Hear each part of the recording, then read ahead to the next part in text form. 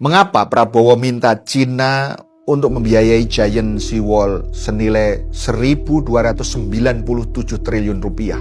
Presiden Prabowo terbang ke Cina pada hari Rabu 3 September untuk mencari pembiayaan proyek tanggul laut raksasa atau Giant Seawall yang direncanakan membentang di pesisir utara atau Pantura Jawa.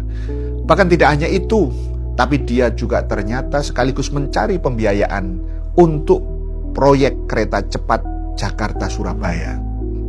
Mengapa Prabowo nekat menyerahkan lehernya ke Cina untuk mencari pembiayaan kedua proyek tersebut? Pertama, tidakkah Prabowo bercermin terhadap potensi mangkraknya berbagai mega proyek di zaman Jokowi?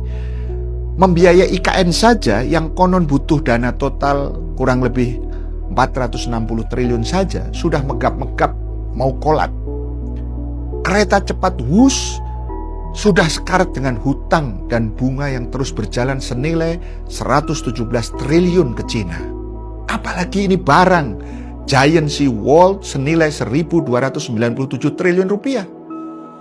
Kedua, tahun 2025 saja APBN sudah tekor dengan beban pembayaran hutang yang jatuh tempo total 1.352 triliun, terdiri dari cicilan pokok 800 triliun dan bunganya 552 triliun.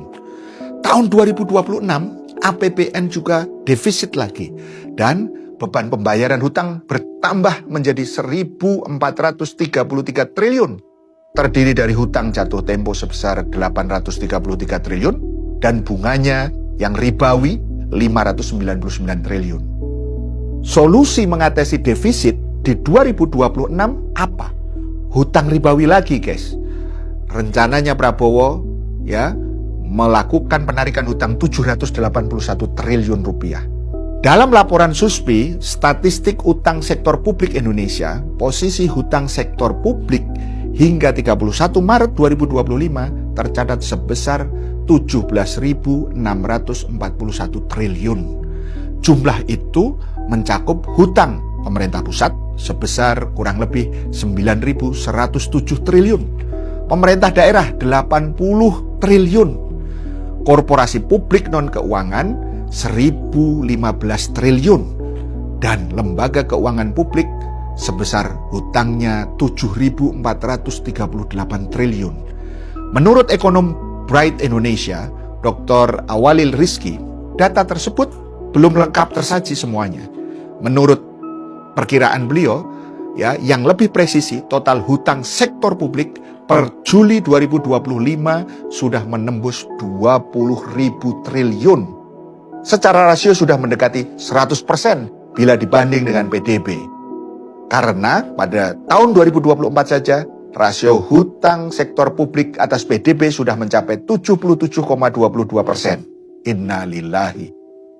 Ketiga, dalam sikon yang seperti ini, masih nekat mengambil hutang ribawi lagi dan mencari pembiayaan yang kemungkinan besar hutang lagi dari Cina, sebagaimana kasus WUS yang kemudian tekor. Inikah yang dimaksud politik jebakan hutang atau debt trap yang membuat kita dikendalikan dan dijajah oleh orang-orang kafir? Allah Azza wa Jalla melarang kita memberi jalan apapun bagi orang-orang kafir untuk menguasai orang-orang yang beriman dalam firman-Nya, wala yaj'alullahu lil kafirina 'alal mu'minina sabila. Dan Allah sekali-kali tidak akan memberikan jalan kepada orang-orang kafir untuk menguasai orang-orang mukmin. Paham sampai di sini? Salam melek politik.